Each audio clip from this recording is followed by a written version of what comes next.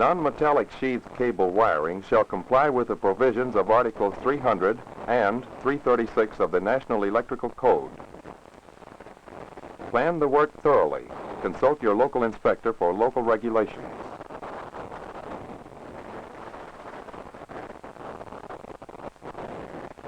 Remove only the number of knockouts required for wire entrances. In this type box, the knockouts can be punched out.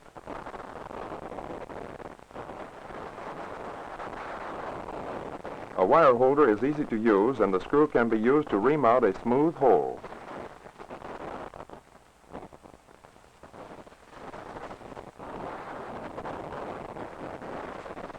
This junction box is to be used at the point of entrance. The box is placed squarely over the hole already drilled for the entrance, and awl will help to locate and start the screws. Be sure the screws go in straight and are not forced so tight as to break the fitting.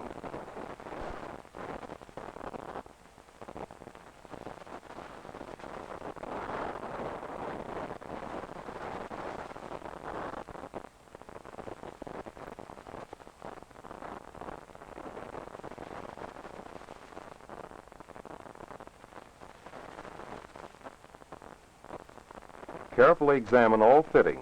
Make sure there are no missing screws or broken parts.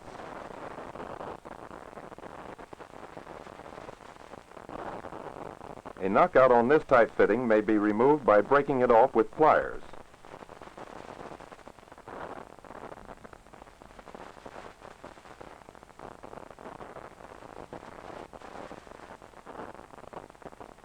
Wherever practical, locate fittings before running cable. A convenience outlet may be mounted at any convenient height.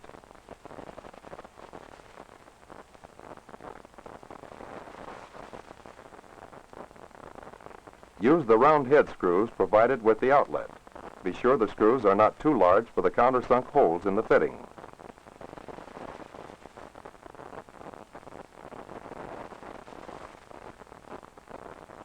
As a matter of convenience, strip the cable at the bench. Always draw the knife away from the hand holding the cable.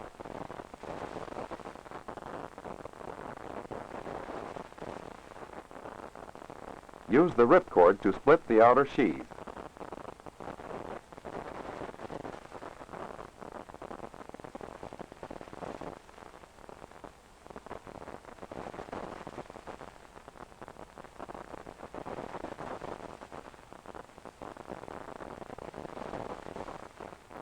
When cable is to be used with porcelain fittings, a little tape provides extra protection.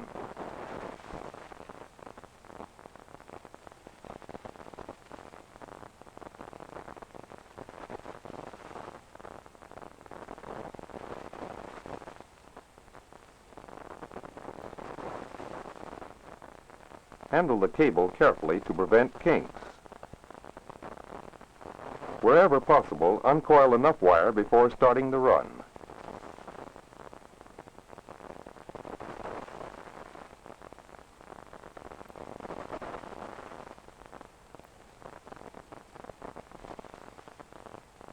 Straps placed within 6 inches of the outlet meet the code requirements.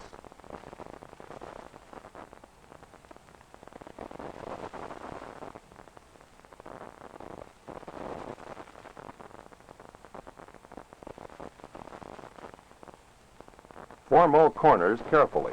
Curve the cable around the corner. Too sharp a turn might break the cover or the insulation.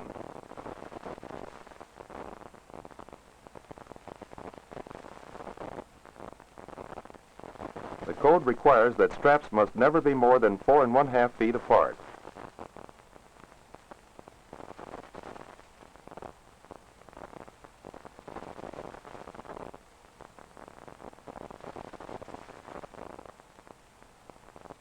To make a neat installation, keep the cable parallel to joists and studs.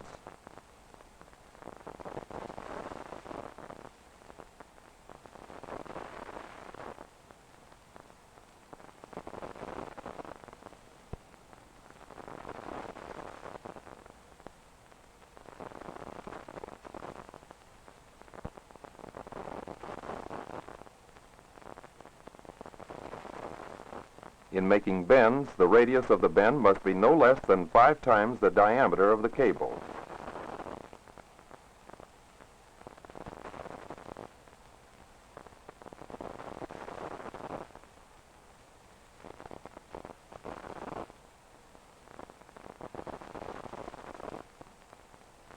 In this case, the cable is approximately 1/2 inch in diameter.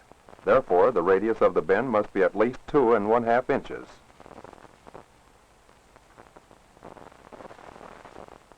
In cutting cable, place it well into the jaws and use full leverage. Be sure to leave an end long enough for connections. It is better to have too much than too little.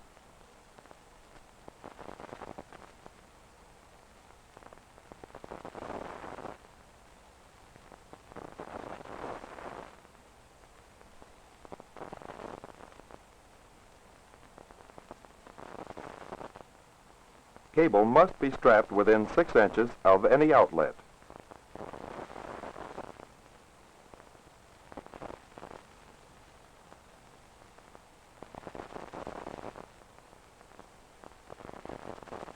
Skin the wire at the point of contact. Do not cut off the unskinned end of the wire just yet.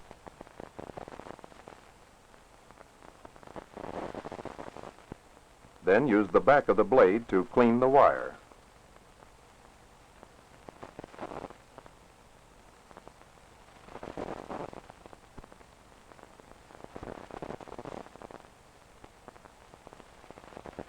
Loop the wire clockwise around the screw.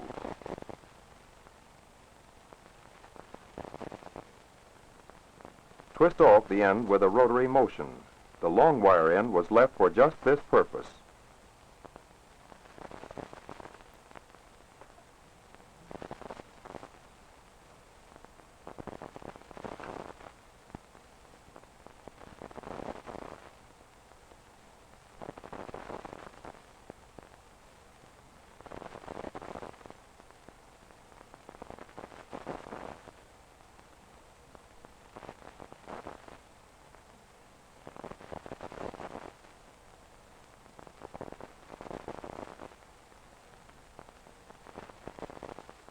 Test the action of all switches before installing.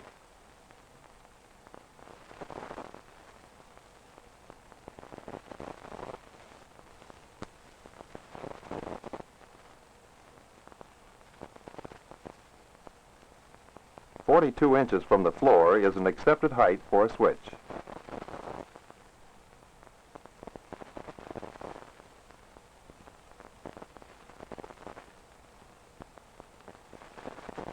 This run will connect the switch and the junction box.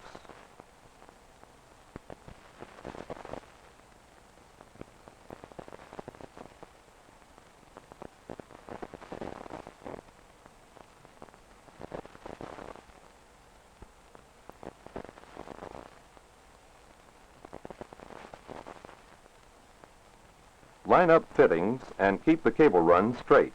Surface wire should be installed neatly. If metal bar hangers are not available, a wooden header may be placed between joists to support the outlet.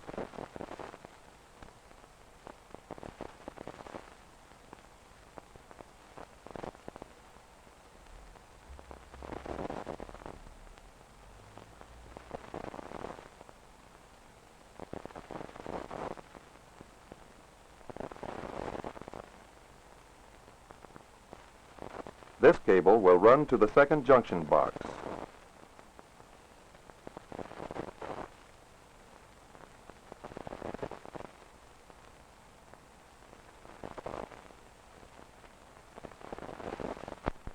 All cable connections and joints must be made in a junction or outlet box.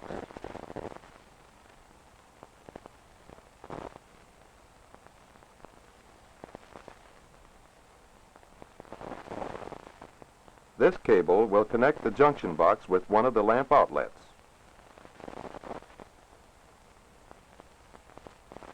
For greater protection, cable may be strapped along the side of rafters and joists.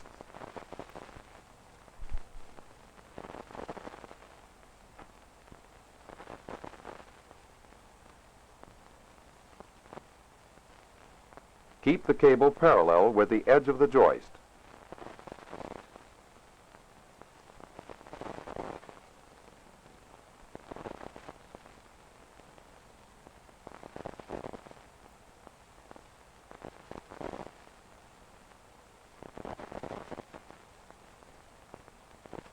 A few extra straps often improves the appearance.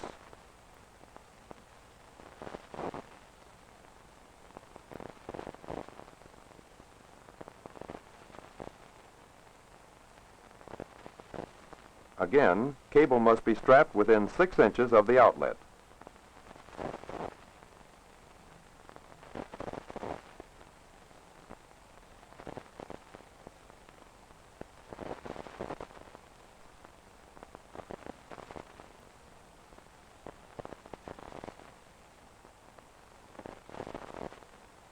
It is advisable to allow plenty of wire for future changes or additions. Pack the wires carefully. Twist them as little as possible.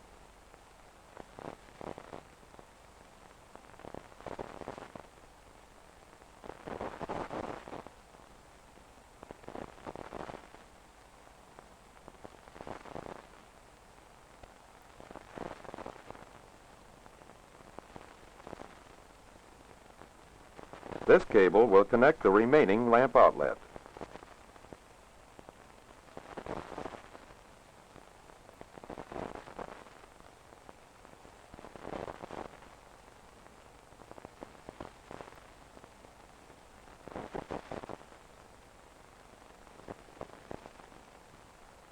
After all cable is installed and the connections are made, the wires are carefully formed in the junction box. Consult the code for number of conductors allowed in a box. The box must be covered.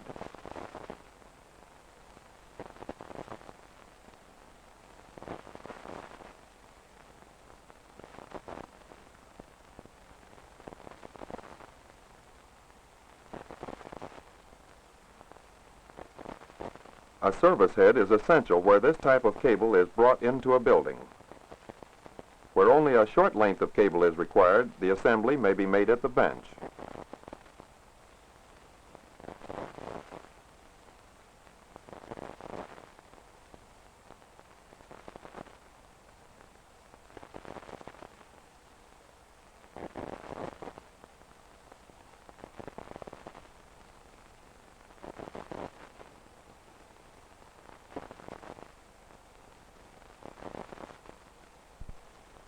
The service head is attached to the building with wood screws.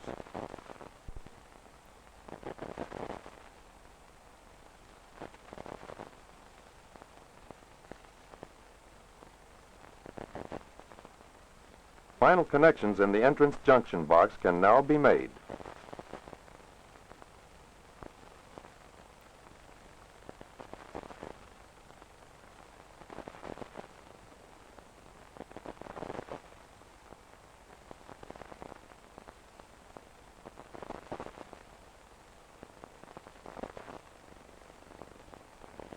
First, connect the ground wire to one side of all lamps and convenience outlets.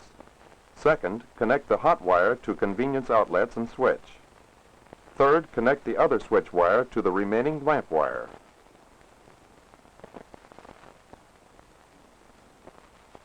Form the pigtailed wires in the box. Remember, the code limits the number of wires in a box.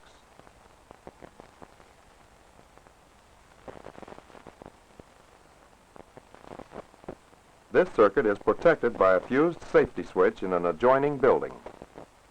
Make sure the circuit is open before making final connections.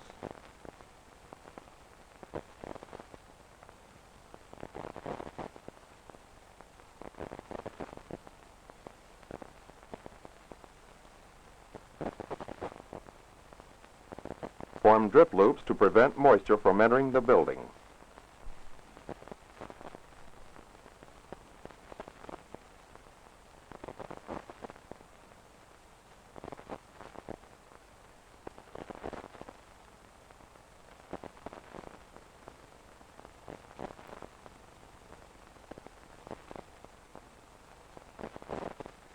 Test the circuit.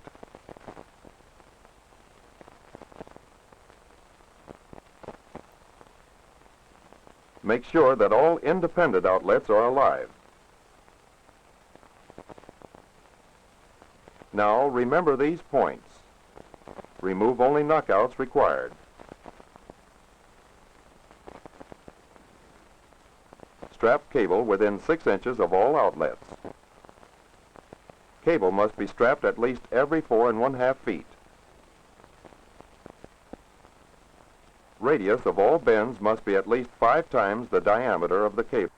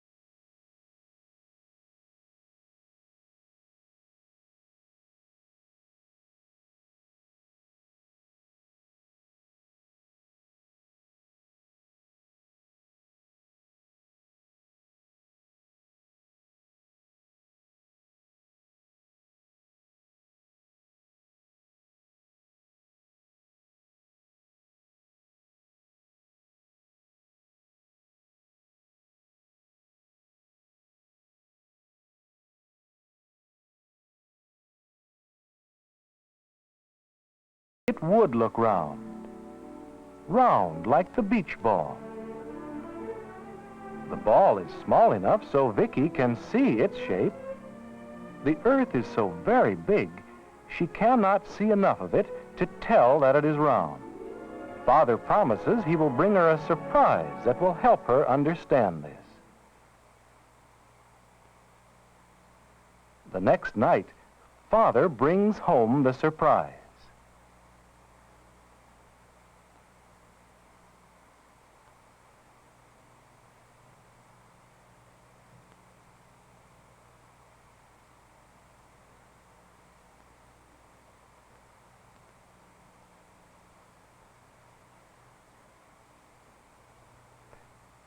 It is a world globe.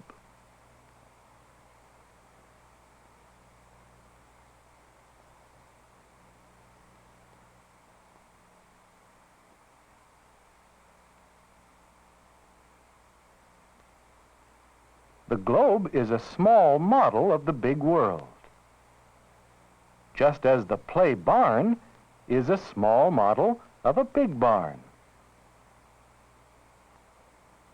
There are many things to learn about our world. It is made up of land and water. Father asks Vicky if she can guess which color shows the part that is water. The blue is the water. Father says that all the water is not in the ocean. Some of the water is in streams, rivers, and lakes. The other colors on the globe show the part that is the land.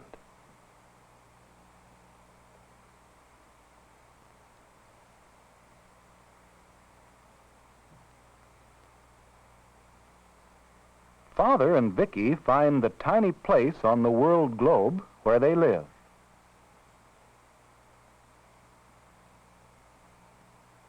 Vicky asks where Cousin David lives. She wonders what that part of the world looks like. Father tells her about the part of the world where David lives. David's home is near a large lake. Around the lake are many trees.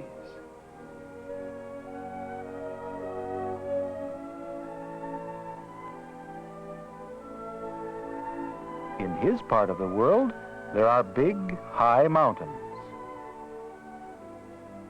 They are covered with snow in the winter. Even in summer, some of the snow stays on the mountain peaks.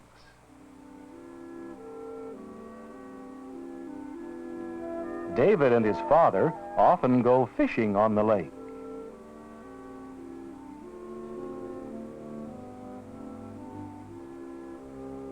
David has many things to wonder about in his part of the world. He asks his father where the water comes from that fills the lake. Father tells him the water comes from the snow on the high mountains.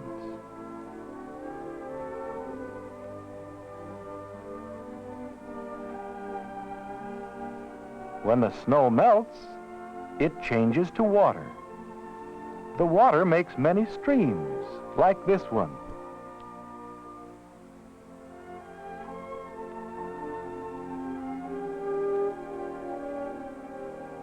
The small streams join together to make a big stream. When the water runs over a cliff, it makes a waterfall.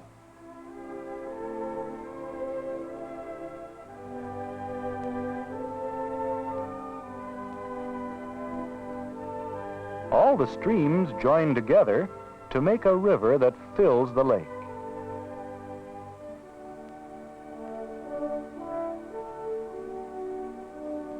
David says the lake is like a big bowl.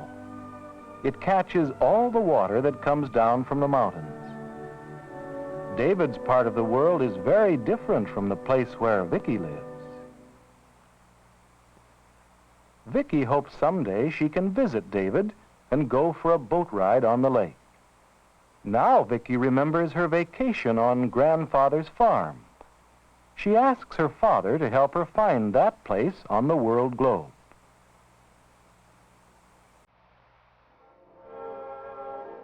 On the farm, there were flatlands and low hills. Grandfather told her flatland is good for farming.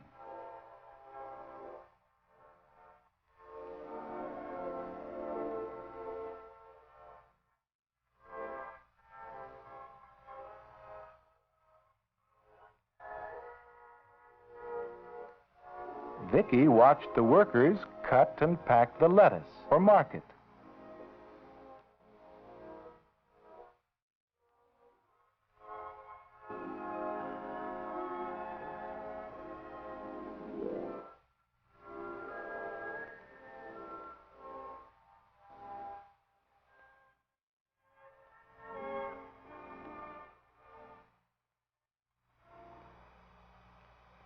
Vicky has learned many interesting things. The round world is very big. She can see only a small part of it at a time. The world is made of many different kinds of land and water. Far away where David lives, there are lakes and high mountains. Where Grandfather lives, the land is flat with low hills. Near Vicky's home are cliffs, rocks, sand, and ocean. Wherever you live, there are many wonderful things to learn about our beautiful, big world.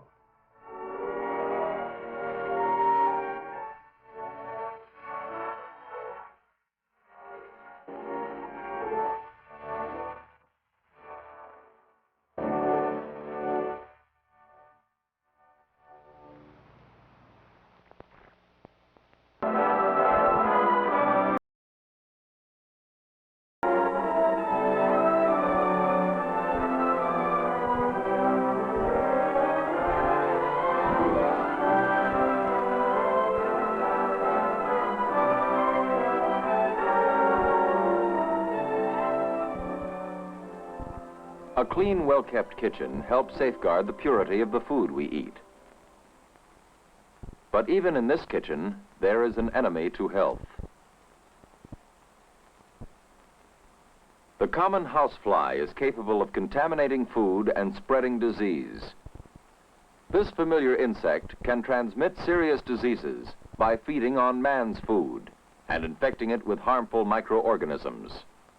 To prove this, we can take any housefly and in the laboratory place it into a container of harmful bacteria culture. We'll allow it to walk across the culture. Next, we'll refrigerate the fly to slow down its movements. Now, the fly, numbed with cold, can easily be transferred with sterile forceps to number 1 of these agar plates. Both number 1 and 2 plates are sterile. After the infected fly is allowed to move across the sterile plate several times, both plates are placed in an incubator and kept warm for 24 hours.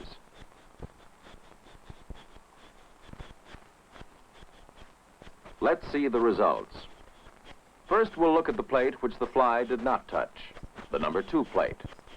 It has remained sterile.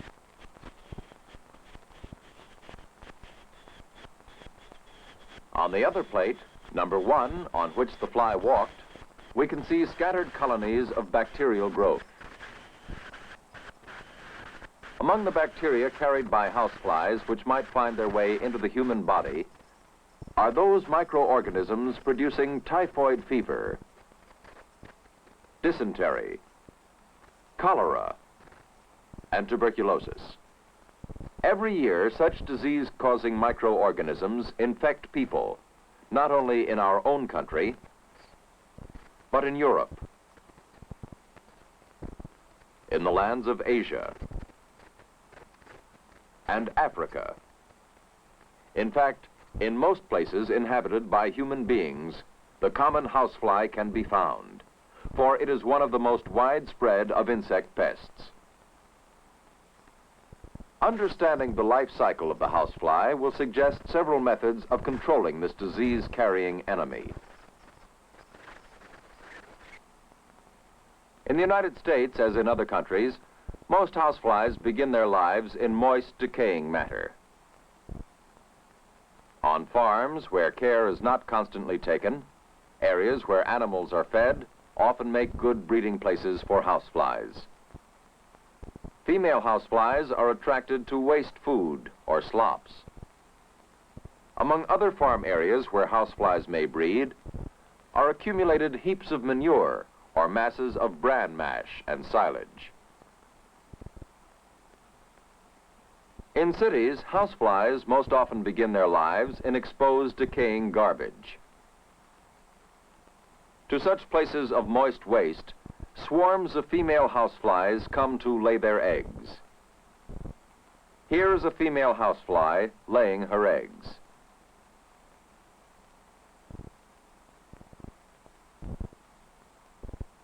The eggs flow out through a movable organ formed by the tip of the abdomen.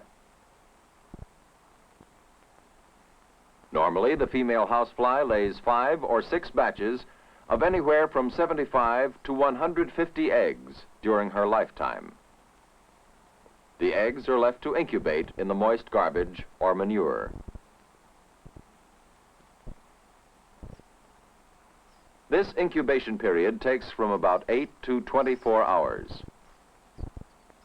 After incubation, tiny white larvae, called maggots, emerge from the eggs. For 3 to 7 days, the maggots feed voraciously on the waste material which surrounds them. When the maggot is full grown, it enters its next stage of development. This is a resting, or pupal stage. Within 3 days to 4 weeks, the pupal case splits open and the adult housefly emerges.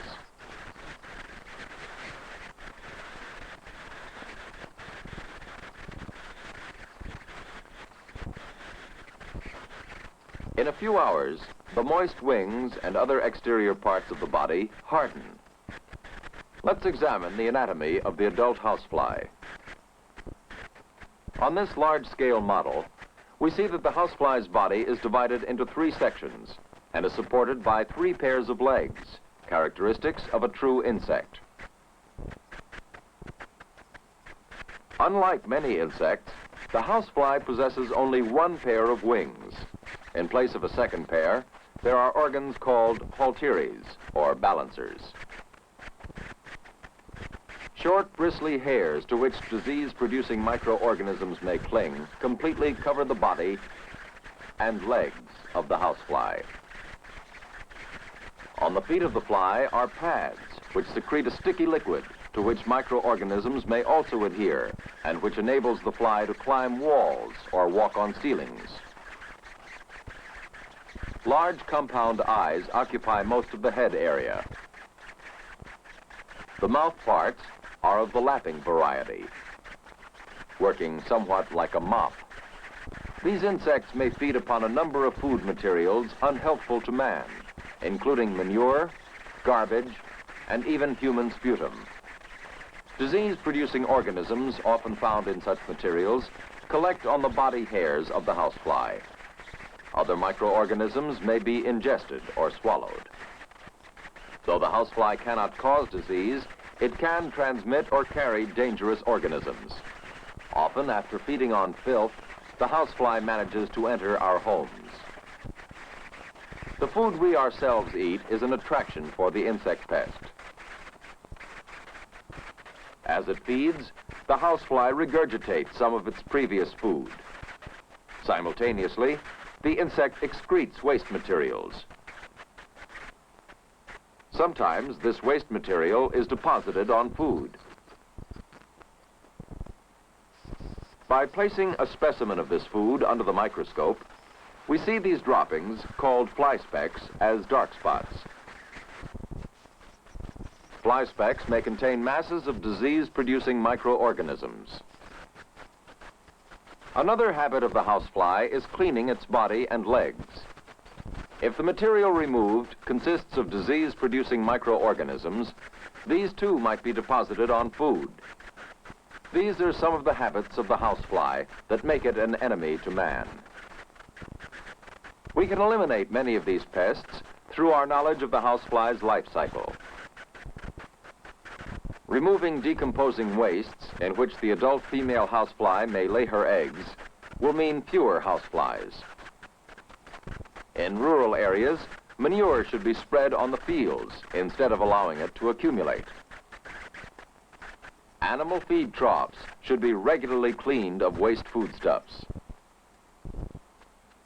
Barns and stables might be equipped with electric screens, an effective means of killing adult flies. In city areas, concrete garbage containers are good protection against houseflies, as are tightly closed metal containers. During the summer, when the housefly problem is greatest, Screens should be installed on all windows and doorways and fit tightly. Inside our homes, food must be kept safely covered except when in use. But sometimes, no matter how careful we are, flies manage to get inside our homes. If it's just a case of a few flies, a fly swatter will do the job.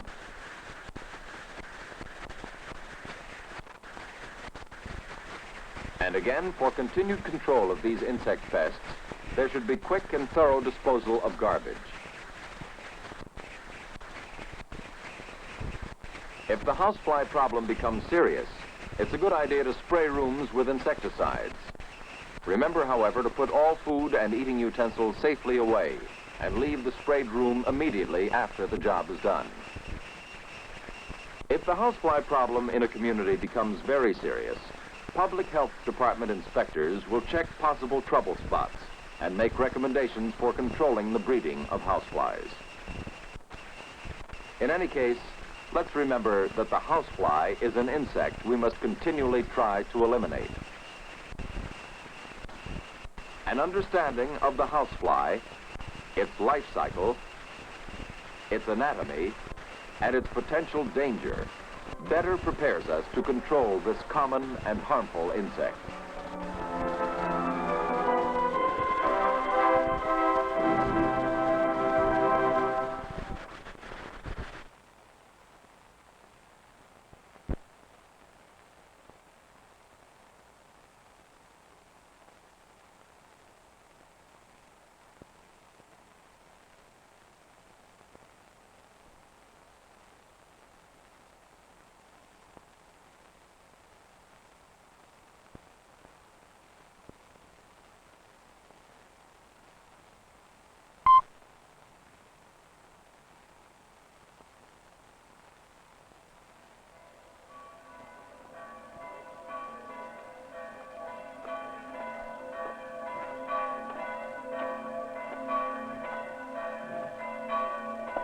Vraiment pour aller à l'église ici. Oui, l'escalier est un peu raide, mais plus loin, la pente devient plus douce.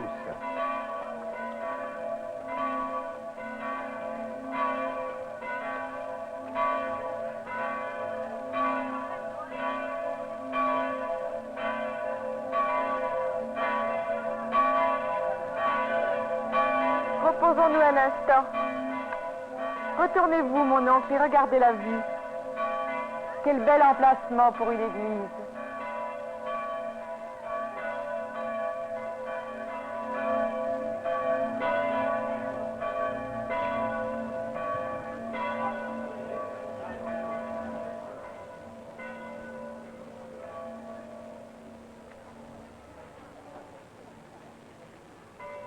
La vieille porte est encore en bon état.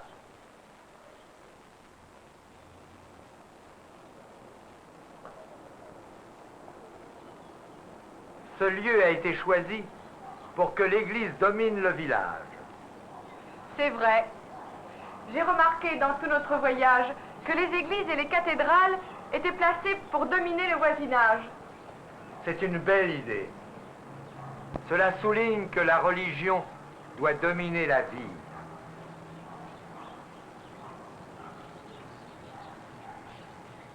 Mais allons voir la façade principale.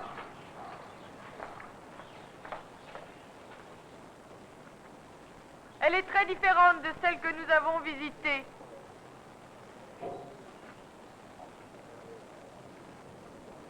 Le clocher surtout m'intéresse beaucoup.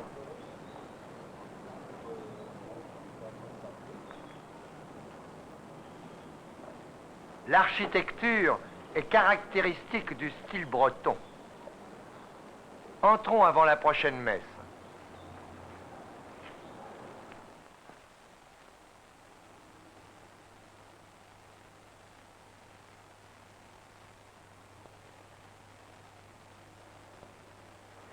Comme elle est belle dans sa simplicité. Mais elle est très vieille. Oui, elle n'est pas en très bon état.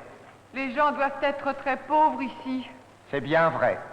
Il faudrait beaucoup d'argent pour la réparer. La vie économique impose à l'art bien des restrictions. Mais il ne faut pas trop tarder. Je veux vous montrer la façade d'une autre vieille église bretonne.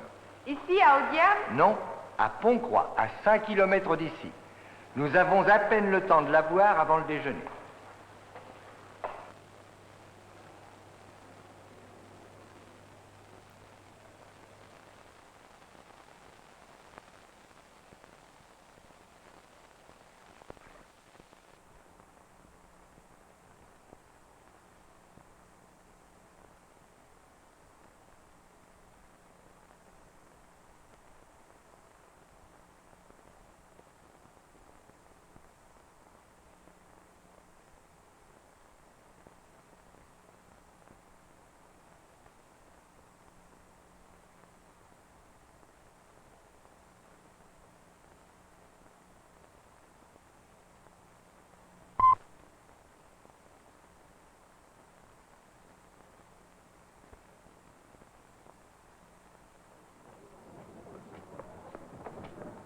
Oh, des jardins! Mais d'où vient la terre de ces jardins sur cette montagne de granit? Elle a été transportée de la côte. Il y a plusieurs petits jardins sur le mont. Celui-ci était autrefois le petit cimetière du mont. Aujourd'hui, il sert de chapelle en plein air. D'ici, vous pouvez voir les 3 étages de l'abbaye. Pourquoi est-ce que les murs de l'abbaye sont si hauts? N'oubliez pas que l'abbaye comprend 6 bâtiments, construits en 3 étages, autour du sommet d'un mont de granit. Alors le bâtiment du centre doit être construit au niveau du 3e étage. Ça se peut. En tout cas, il y a beaucoup d'escaliers à l'intérieur. Qu'est-ce qu'on trouve aux différents étages? Regardez ce plan sur notre guide.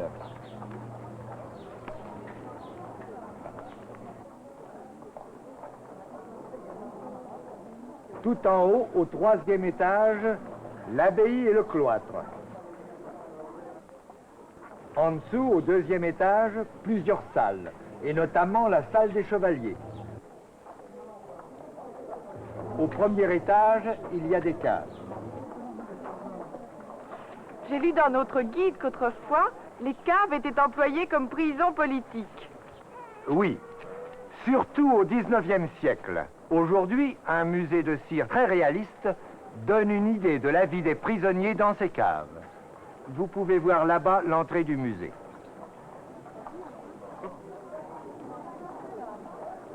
Pouvons-nous le visiter? Nous le visiterons tout à l'heure. Je préfère ne pas trop tarder à faire le tour de l'abbaye. Est-ce là l'entrée de l'abbaye? Oui, il faut monter ce très long escalier jusqu'au 2e étage, où il y a quelques grandes salles.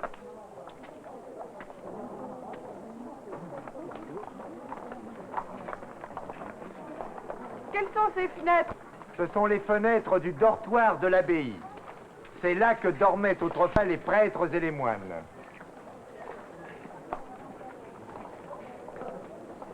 Est-ce qu'il y a des moines dans l'abbaye aujourd'hui? Non, il n'y a plus de moines dans l'abbaye, mais il y a un prêtre pour dire l'office dans la petite chapelle. Quelles sont ces flèches que nous voyons derrière le dortoir? Ce sont les flèches de l'église, au sommet du mont. Est-ce que ces flèches sont de la même époque que le dortoir? Non, elles font partie de cette construction du XIIIe siècle qu'on appelle la merveille. Ces flèches sont certainement une merveille de style gothique. Un des meilleurs exemples. Mais montons voir l'intérieur.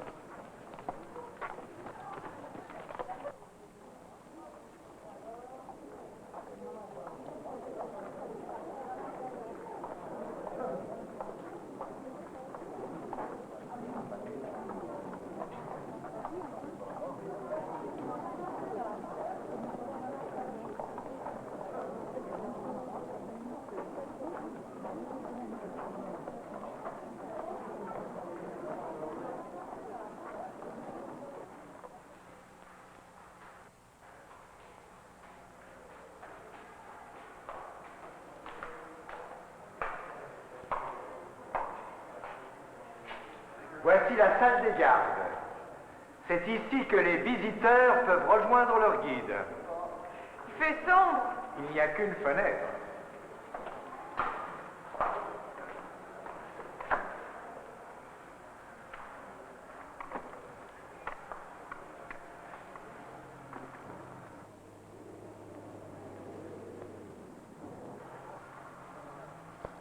Regardez comme les murs sont épais. C'est parce que les murs sont solides que le monument a duré 12 siècles.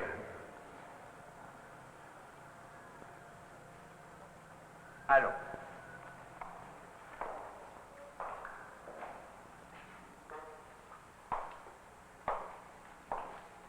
Ah, voici l'une de ces caves dont nous parlions tout à l'heure.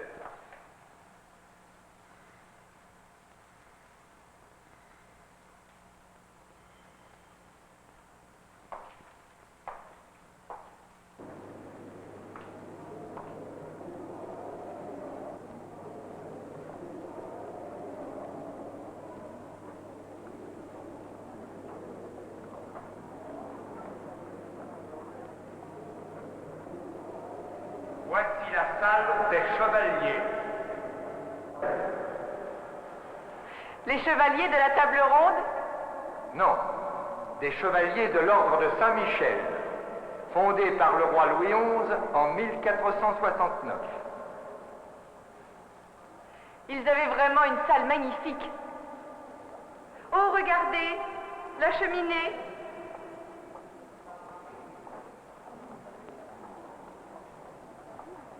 Comme elle est grande.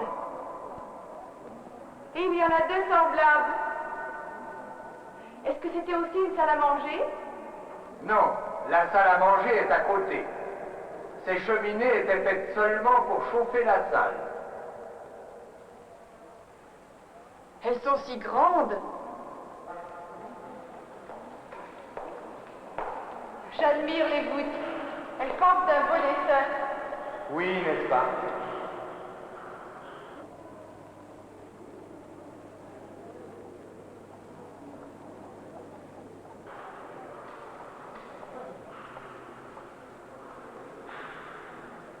Suivons les autres, on se perd si facilement ici. Montons au cloître, c'est là le bijou du monde.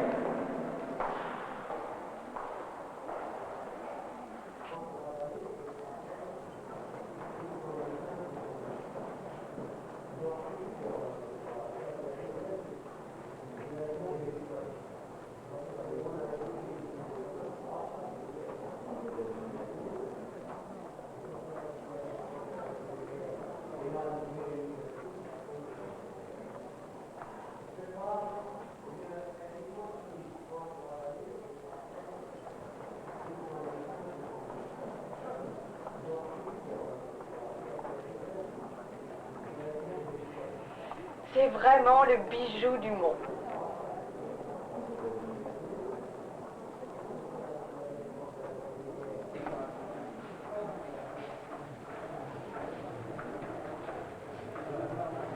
Comme c'est beau.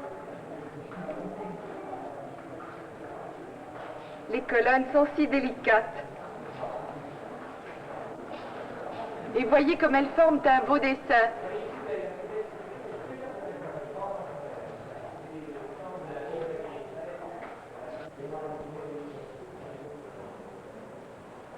Venez voir la vue. Je vous ai dit qu'elle devait être belle sur la mer. Que c'est beau.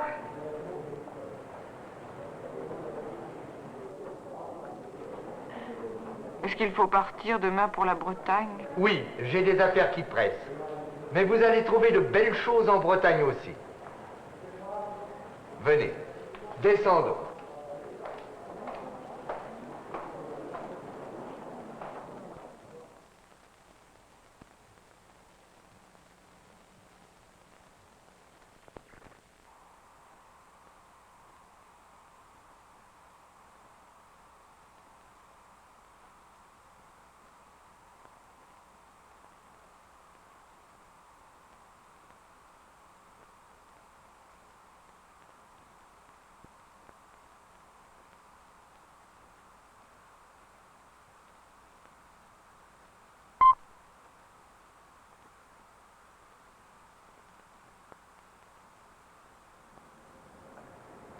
Margot est fatiguée. Elle est montée dans sa chambre. Et me voici, seul, avec tous nos souvenirs. Nous voici sur la place de la cathédrale. C'est bien une petite place provinciale, et si calme. La cathédrale est encore plus majestueuse par comparaison avec les vieilles petites maisons de pierre. Oui, la cathédrale est vraiment majestueuse, et l'on dit que ses vitraux sont d'une grande beauté. Des vitraux, qu'est-ce que c'est? Les fenêtres des cathédrales sont faites de verre de plusieurs couleurs. Ce sont les vitraux. Voyez, ici, et ici. Pourquoi les deux flèches et les deux clochers sont-ils si différents? Ils ont été bâtis à des époques différentes. L'ensemble est beau tout de même. C'est par miracle que la cathédrale a échappé aux destructions de la guerre. Est-ce que vous commencez à vous y connaître dans les styles d'architecture? Ce portail est du style gothique, du début de la période. Les statues de ce portail sont remarquables. Les détails sont superbes. Regardez celle-ci. Quel saint représente-t-elle? Ce doit être Saint Jean-Baptiste. Et là, Melchisédek, Abraham, David, Moïse. Quel détail remarquable. Et ce sont toutes des scènes bibliques ou historiques. Et celle-ci, d'après les photographies que j'ai vues, ce doit être Dieu créant le ciel et la terre. Et là, à côté, vous voyez Dieu créant la lune et le soleil. Et cet homme si fatigué, qui est-ce? La statue représente Dieu créant le jour et la nuit. Et à côté, Dieu créant les oiseaux, voit Adam dans sa pensée. Il me faut une photographie des statues de ce portail. Restez ici si vous voulez. Je reviens dans un instant.